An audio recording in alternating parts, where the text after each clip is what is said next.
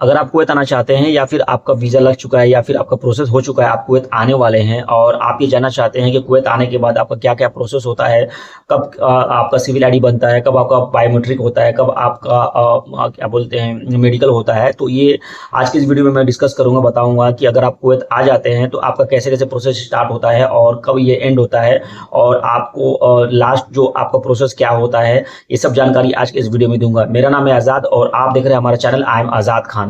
तो चलिए वीडियो शुरू करते हैं और बात करते हैं। तो सबसे पहले अगर आप कुवैत आ जाते हैं तो आप जिस दिन आपको कुवैत में लैंड करते हैं, उतरते हैं, तो उस दिन आपके कंपनी वाला आपको भेजता है, कैब भेजता है, गाड़ी भेजता है और आपको एयरपोर्ट से पिकअप करता है।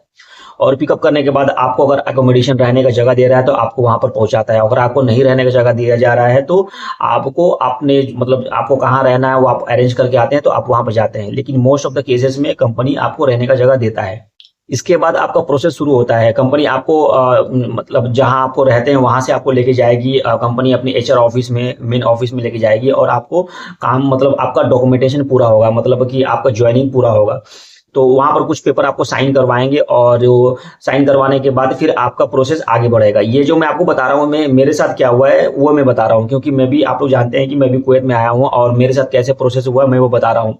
मेरे साथ जो प्रोसेस हुआ है वो आप लोगों के साथ भी वैसे ही प्रोसेस हो सकता है। कोई प्रोसेस आगे हो सकता है या कोई पीछे हो सकता है, लेकिन मोस्ट ऑफ द केसेस में जो चीज मैं बताने जा रहा हूँ वो आप लोगों के साथ भी ऐसा होने वाला है। तो आपको जस्ट इन्फॉर्मेशन दे रहा हूँ, बता रहा हूँ कि ये प्रोसेस कैसे होता है। तो जब मैं लैंड किया था तो मैं एचआर ऑफिस में गया था दूसरे दिन। उसके बाद फिर वहां से मुझे डॉक्यूमेंटेशन साइन करवाया गया था कि आपका डॉक्यूमेंटेशन साइन किया ताकि आपका जिस कंपनी में जॉब करने जा रहे हैं उसको मतलब जिस सेक्टर में जॉब करने जा रहे हैं उसके लिए आपको एक गेट पास बनेगा, तो उसके लिए आपको कुछ डॉक्यूमेंट साइन करने पड़ेंगे। तो वो डॉक्यूमेंट मैंने साइन किया था और उसके बाद फिर उन लोगों ने मेरा पासपोर्ट देके फिर पासपोर्ट मेरा वापस कर दिया था। उसके बाद मैं फिर आपका आ गया था अपने रूम पे और रूम पे मैंने रहा था करीब 1 हफ्ते तक मैं रूम पे रहा था। उसके बाद फिर मेरा गेट पास बन गया था। इस दौरान मुझे कंपनी में ज्वाइनिंग के जो प्रोसेस होते हैं, जैसे जो यूनिफॉर्म मिलता है वो यूनिफॉर्म मुझे मिल गया था। इसके अलावा जब आप कुवैत में लैंड करते हैं तो आपको कंपनी एडवांस देती है खाने के लिए। अगर आपको खाना नहीं दे रही है कंपनी, खाने के अगर पैसे दे रही है तो आपको एडवांस देती है। तो मुझे 50 KD मिला था एडवांस कंपनी की तरफ से। और वो फिर उसके बाद फिर आपका ये प्रोसेस सब कुछ स्टार्ट होता है। ये तो मैंने बताया आपको कि पहले दिन क्या हुआ। उसके बाद 1 या 2 दिन के बाद फिर मुझे मेन अपने ऑफिस में जाना पड़ा और उन्होंने वहां पर मेरा पासपोर्ट और वीजा, जो स्टैम्प वीजा जो एंट्री हुआ था वो उन्होंने लिया। और लेने के बाद फिर उसको प्रोसेस में लगाने के बाद उन्होंने मेडिकल का स्लिप निकाला कि आपका मेडिकल कब होगा। तो 2-3 दिन के बाद मेरा मेडिकल के लिए निकाला कि मुझे कुवैत में जो मेडिकल होता है उसके बारे में बता रहा हूँ कि 2-3 दिन के बाद मुझे निकाला गया कि इसका मतलब इस तारीख को आपको मेडिकल होगा कुवैत में। उसके बाद फिर हम लोग आ गए। उसके बाद हमारा जो यूनिफॉर्म मिला और सब कुछ हम लोग को कंपनी में गया और वहां से हम लोग को यूनिफॉर्म मिला, सब कुछ दिया गया, ये सब हो गया।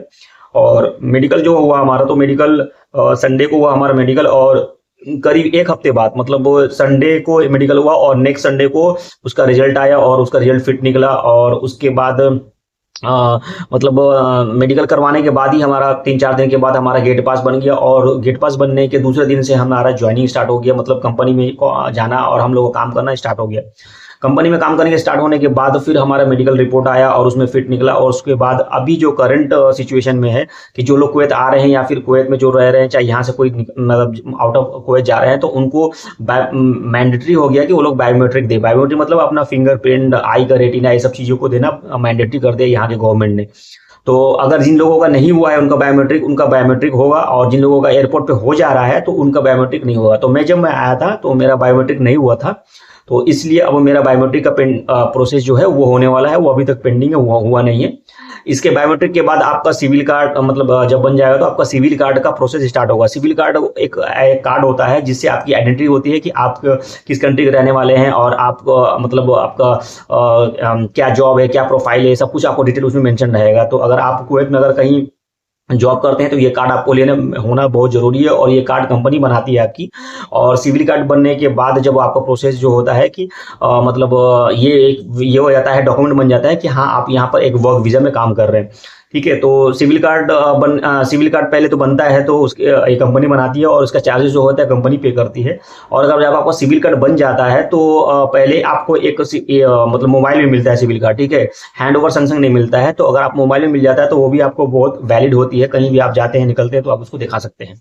तो जब आपकी सिविल आईडी बन जाती है तो वो आपको हैंड में नहीं मिलती है, मतलब हार्ड कॉपी नहीं मिलती है, वो आपको मोबाइल में पहले मिलती है। और मोबाइल में आपको जब मिल जाती है तो वो उसको आप यूज़ कर सकते हैं, आप कहीं भी ट्रैवल कर सकते हैं, जा सकते हैं कुवैत में। और अगर आपको कोई इमिग्रेशन ऑफिसर या पुलिस अगर आपको ये करता है कि मतलब वो आपसे मांगता है आपका सिविल आईडी, तो आप उसको मोबाइल में दिखा सकते हैं, तो वो आपको मतलब छोड़ सकता है कि मतलब हाँ ठीक है आपके पास सिविल आईडी है।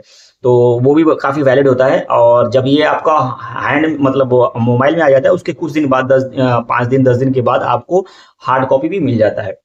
तो जब हार्ड कॉपी आपके हाथ में आ जाता है, उसके बाद भी प्रोसेस होता है आपका बैंक अकाउंट खुलने का। जो भी कंपनी में आप काम कर रहे हैं, चाहे जिस कंपनी आपका ज्वाइनिंग होने वाला है, चाहे जो ज्वाइनिंग हुआ है, और उस कंपनी का जिस भी बैंक अकाउंट में आप मतलब जिस भी बैंक में अकाउंट होगा, जो अपने एम्प्लॉय के लिए खुलवाता होगा, उसी बैंक में आपका भी अकाउंट खुलेगा, उसी सिविल आईडी के आधार पे। और फिर जब सिविल आईडी आपका के आधार पर बैंक अकाउंट खुल जाएगा, तो आपका टोटल प्रोसेस पूरा हो गया। तो ये मैंने बताया आपको कि जब आप कुवैत आते हैं और आने के बाद आपका स्टेप बाय स्टेप प्रोसेस क्या होता है, कब आपका सिविल आईडी बनता है और कब आपका बैंक अकाउंट खुलता है और आगे प्रोसेस कैसे होता है। तो बस वीडियो यहीं पर खत्म होता है। कैसा लगा आपको वीडियो, लाइक और शेयर करके जरूर बताइएगा। और अगर आपका कोई सवाल या क्वेश्चन है तो कमेंट बॉक्स में जरूर पूछिएगा।